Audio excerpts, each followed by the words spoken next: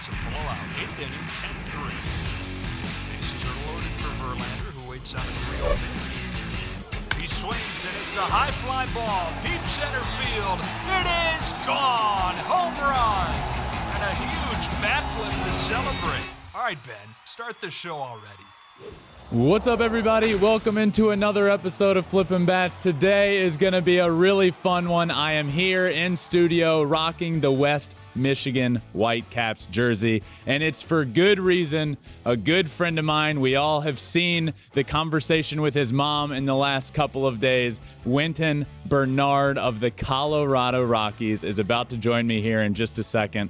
Wynton and I played together in the Tigers organization with the Whitecaps, the jersey I'm wearing, and he is one of the best dudes in the world. He is a good friend of mine, and his story, you might know a little bit of it from the phone call that brought the entire world to tears, but it goes way back before that, and it is truly an incredible journey that he has been on, and I am so excited for you all to hear it, and now to welcome on my good friend, Wynton Bernard. Let's bring him on in now.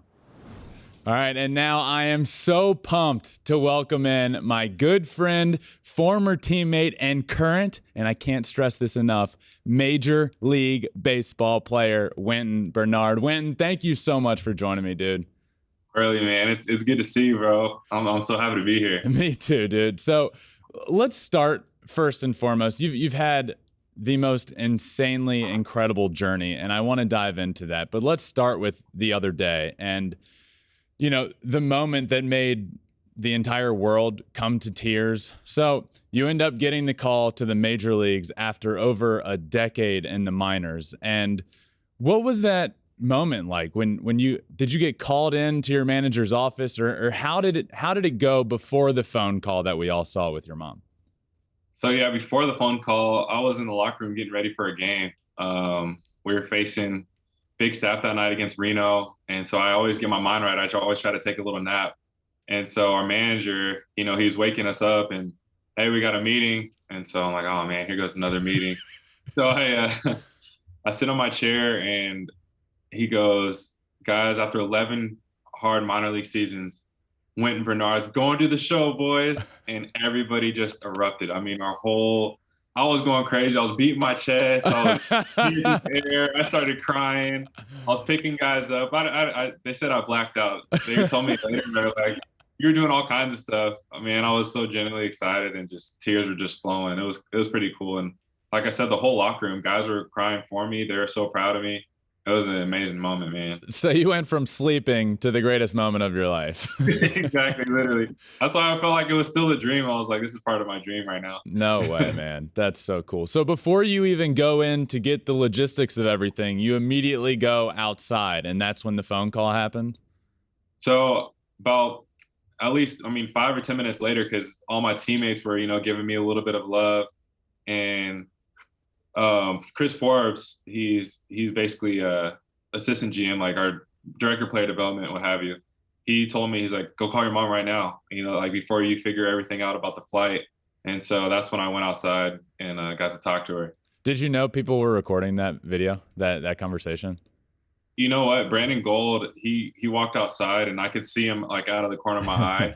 And I was like, he's got to be recording this. But, I was so locked into what me and my mom were doing. So it was special, man. It was special, and it might even be a little more. I think it made everybody cry, but I watched it no less than 20 times, and I'd be lying if I didn't cry any more than 18 times. There was maybe 2 times in there that it didn't bring me to tears. But dude, I can't say enough how happy I am for you. To be part of the journey with you is something that you and I will both forever remember. I mean, I can't tell you how many times we'd get bored in the outfield and start singing to each other, and to see that moment happen for you. How long have you been dreaming of that moment, the moment of calling your mom? I mean, that was a dream. It was definitely a dream, man. I mean, just to know like all the hard work she's put in for me, and she's just so happy for me. She's such a good mother. Obviously, I wish my father was here to experience it too. But, giving her that phone call and all those emotions that finally happened, I've been thinking about this, forever. I mean, not to mention since I was a little kid, but since the day I was drafted, my goal was to make it to the major leagues, and it finally happened. And to share that moment with my mom, those emotions were super, super strong. It's hard for me to watch the video now. I cry every time too. So I start watching it. I'm like, man, this is, it's crazy. Yeah, it is. I told literally yesterday, I told my girlfriend to watch the video, and just hearing it, I started crying. I was like, turn it off, watch it later.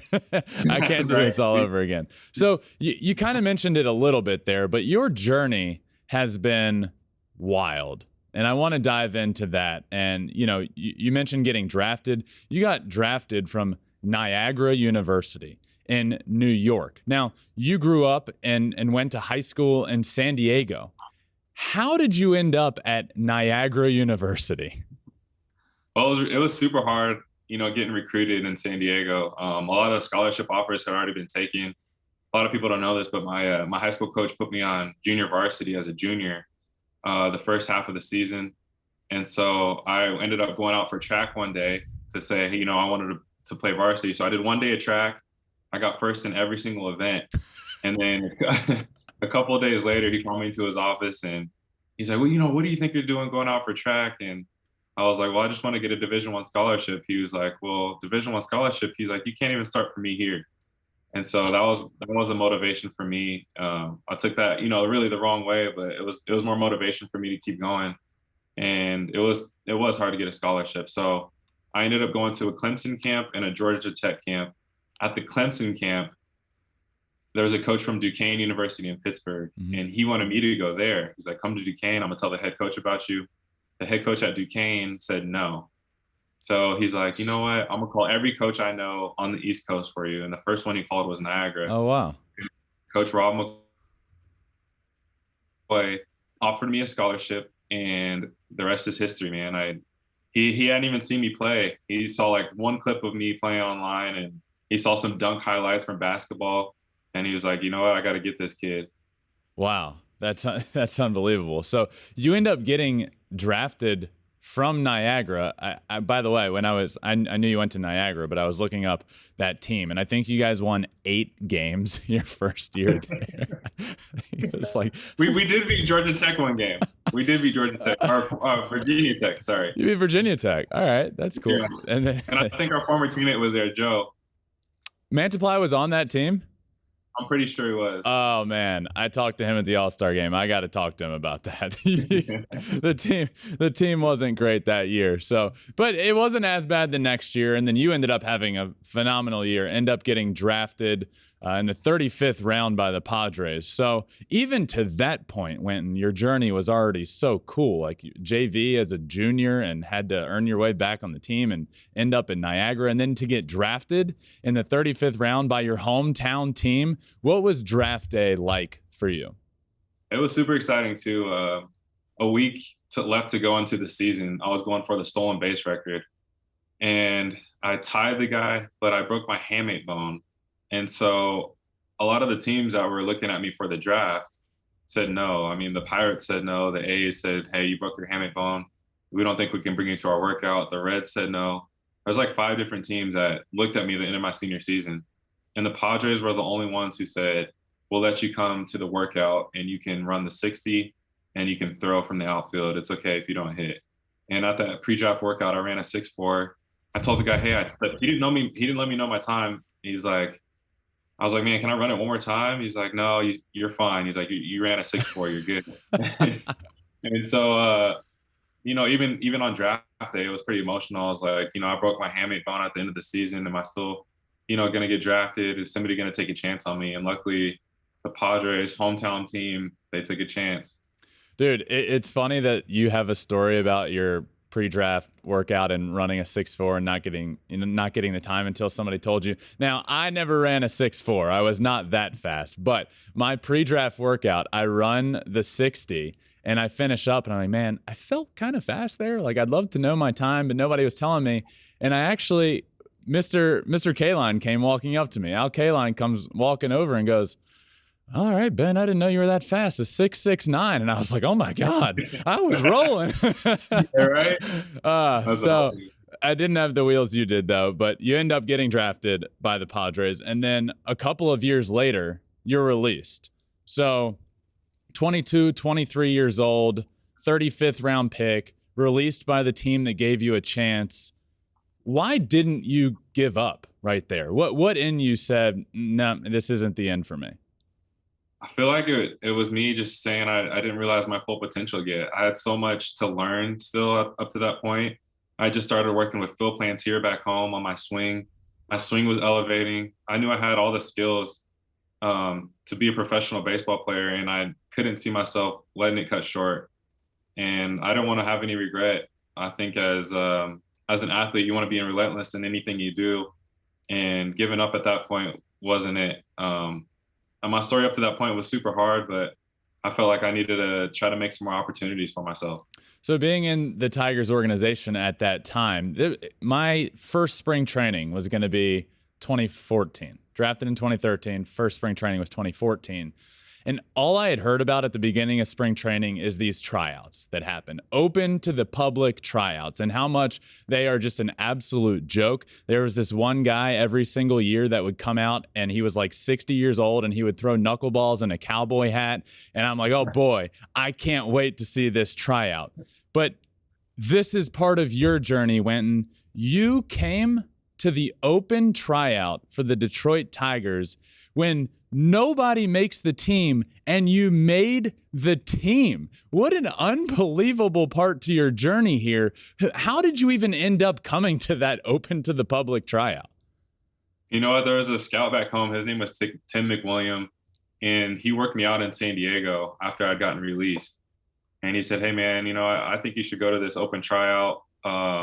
And I had searched it online a few days before that, and I mentioned it to him. I was like, do you think this would help? He's like, you know what? It's worth a shot. It definitely is. And so I made that trip down to Florida, spent $700 hotel, bought my rental car, and I said, I'm going to do this. And $700 when you don't have much money to your name. I mean, minor leaguers aren't making much. No, I mean, I was a senior sign. Everybody knows how much a senior sign makes. Yeah.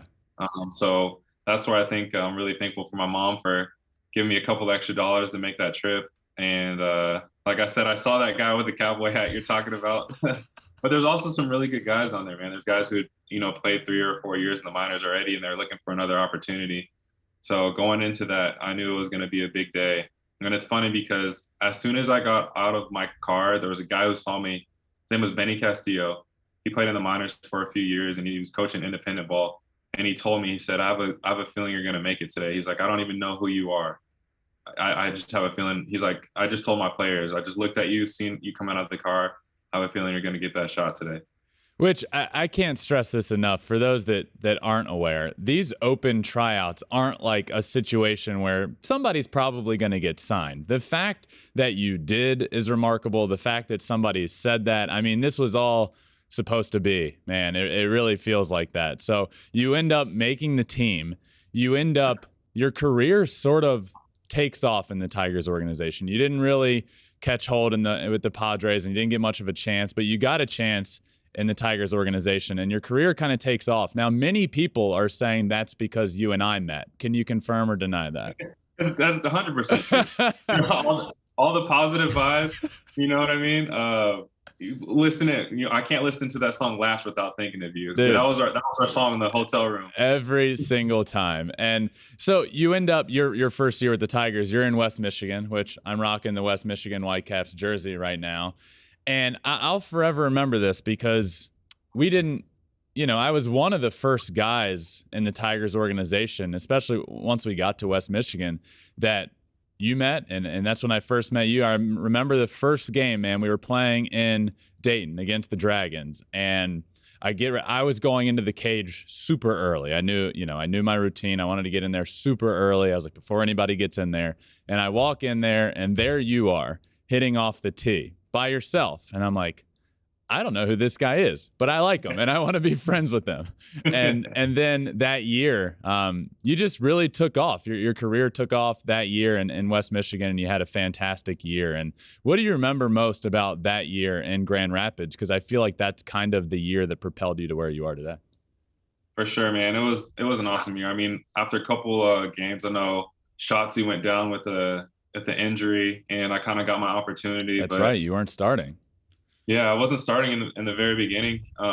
Andrew Graham, our manager, Australian manager, great guy. He told me, he's like, hey, look, man, you're probably going to be the 4th or 5th outfielder. We got a lot of guys. And so, I accepted my role, but I wanted to be a good teammate and try to get better. And that was my main goal. And I ended up getting the opportunity. The thing I loved about Grand Rapids was the fans. We had some amazing fans out there. Obviously, my teammates made some really, really good connections, and just having fun every day. That was truly the first time I'd been able to play every single day, and I just ran away with it. And then, like I said, you ended up having a great year, so you kept getting that next chance. And in 2015, you went up 2 levels. You went up to AA there in Erie. And you tore it up again. And I remember I was in Lakeland at this time in high A, and I remember watching you, and you were killing it all year. And to me, I was just wondering when that call to AAA was going to come, and it never came that year. Was there at any point that year you were like, is this going to happen? Like, if this isn't happening now, I'm never going to get the call up to that next level. Absolutely, man. I was pretty, especially in the month of August, I was having a great month of August, and I really wanted to go to AAA. And I was on the 40-man roster, so I was really, really hoping that they would call me up to AAA and eventually up to the big leagues. And I was fighting every day. Lance Parrish, he had me in that leadoff spot, and I was trying to do everything I could to show him what I got. But unfortunately, I didn't get that call. So 2016, you end up getting caught up again. Good in AA, not great in AAA, and not given much of a chance, released. And this is, or DFA'd. And this is just continues to be a part of your journey here, is that you're not given much of a chance. When you do, you have to kill it. And the second you don't again, you're released or DFA'd. Was that kind of the thought there of like, I have killed it for 3 years in this organization. What now? Like, what do I have to do to deserve an actual chance here? What was your thoughts when you were DFA'd by the Tigers? Man, it was pretty upsetting. I was in AAA and I was trying a new swing. I was working with the hitting coach in AAA at the time, and he wanted me to try something new. And so I said, I'm willing to do it.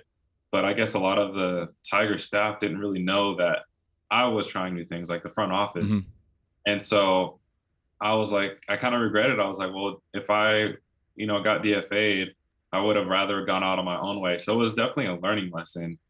I figured from the rest of my career, I was never going to let that happen again. If something was going to happen to me, I'm going to go out on my own way. But I was pretty devastated, but I picked myself up after a couple of days. After you get DFA'd, you get to go home. I got to work with my hitting coach again, and then I was returned to AA, and I had a good rest of the year, which set me up for 2017.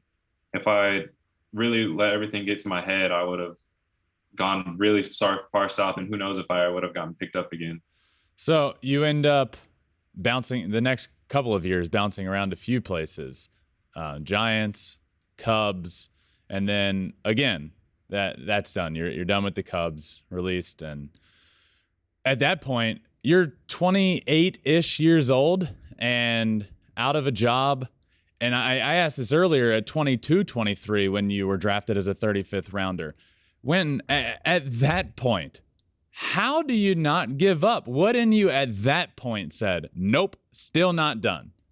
The funny thing is I kept getting better. So I was working so hard on my swing, and I could never really hit the ball out to right field. And I remember in that 2019 spring training, in the big league games, I hit 2 balls out to right field. I was like, you know what? I've never done that in my life. I still had room to grow. It was like, even though it might not have looked like it on paper, I could feel myself continuing to get better. And a lot of people, they were in the same situation. They were saying, why don't you just give up? And, you should go move on to something else. But I just ignored all of them, and I told myself I'm meant to do this. And you end up going to Indy ball. And for those that aren't familiar, Indy ball is independent ball, professional baseball, not affiliated with any professional team, any major league organization. And it is typically where the majority of careers go to die. Not yours. You end up playing there for 2 years. Winter ball's in there as well. What was the independent ball experience like for you? Because I never played in it, but obviously, and you know this as well from the other side, the stories you hear when you're playing minor league baseball aren't great about independent ball. It's more of a grind than even minor league baseball is. So what was your independent ball experience like? I really got to focus on myself at that point. I got closer to God. I was starting to read books. I read Relentless by Tim Grover, and it just talks about how much you need to get better and being relentless in what you do.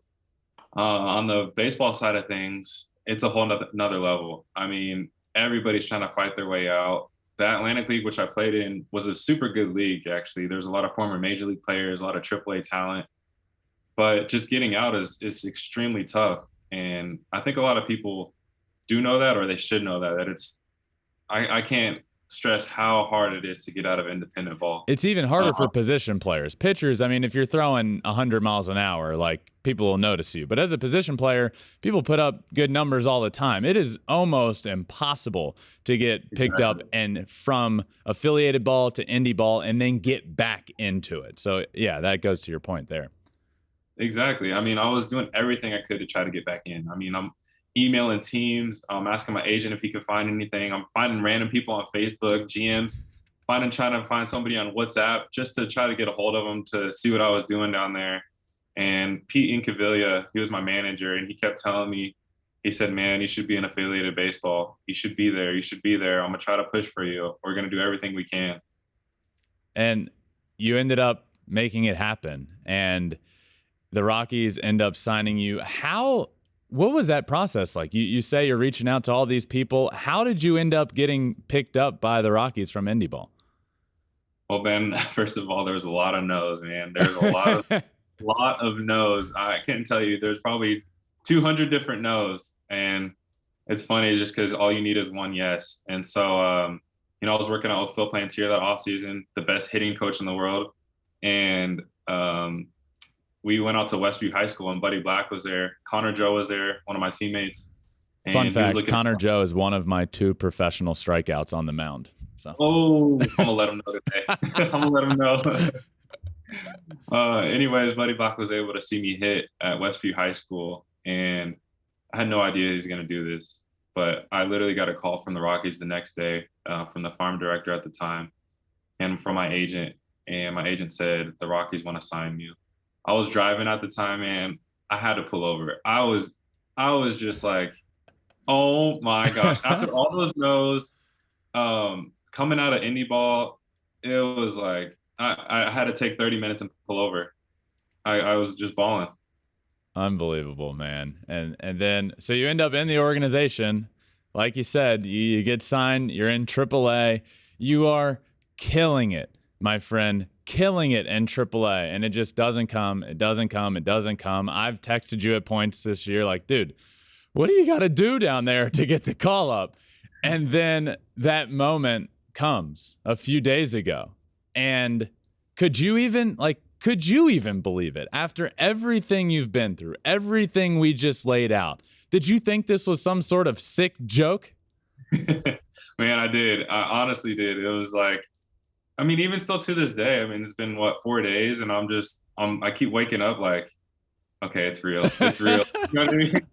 It's the craziest feeling in the world. I think there's been so many times over the course of my life where I've been waiting for this moment, hoping this moment's going to happen, just praying like every single night, literally praying every single night, Lord, please let me make it to the major leagues and fulfill my destiny for you. Like, that's my prayer. And I prayed for it so many times, and it finally came true.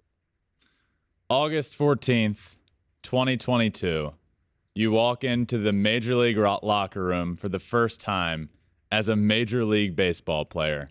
Walk me through that day and walking into the locker room for the first time. So I arrive at the airport and Uber to Coors Field. Oh, man, just getting chills thinking about it again. Just seeing the whole atmosphere. I was like, I'm here. I made it. And then going into that locker room, like, this looks a lot different than the minor league. You got food wherever you want it. The couches are comfortable. It's the whole 9 yards. Anything you want in there. I meet the staff.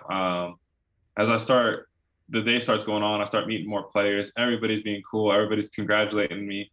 Everybody kind of knows my story too, which is incredible. And my teammates, they were just telling me like how their families were inspired by my story, which means the world to me, man. It's like everybody has their own story, and I'm so glad I can pay it forward and share mine. But, you know, in walking onto that field for the first time, I got to go out there before batting practice and just seeing everything and just taking it all in, just feeling all the emotions and taking it all in to get ready for the game. Did you know you were starting that day before you walked in, or did you see the lineup and that's when you first knew? Well, I actually knew from Albuquerque. My manager let me know. He's like, pretty sure you're in there tomorrow, so get ready. That's so cool. Yeah. Man, that's awesome. So you end up starting that first game. You're playing center field. You get your first hit in that game, your first big league hit in your first big league game. And what I want to ask you is, were you surprised to learn at the big league level that the umpires is just as bad there that they are in the minor leagues?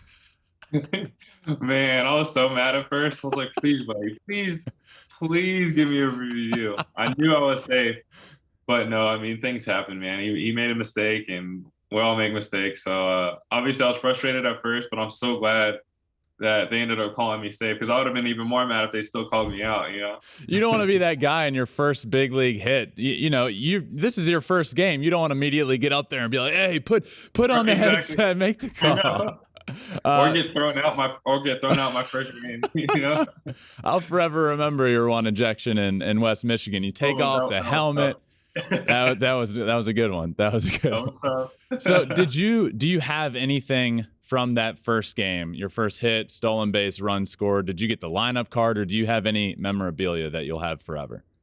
So I have my first catch, and the cleats I wore, they put the MLB sticker on them, but I told them I might want to wear these a couple more times, and I got my first hit, which is super special. I'm supposed to get my lineup card, I think, when we get back home, but all that stuff, man, it's just like I said, it doesn't even feel real, but it is.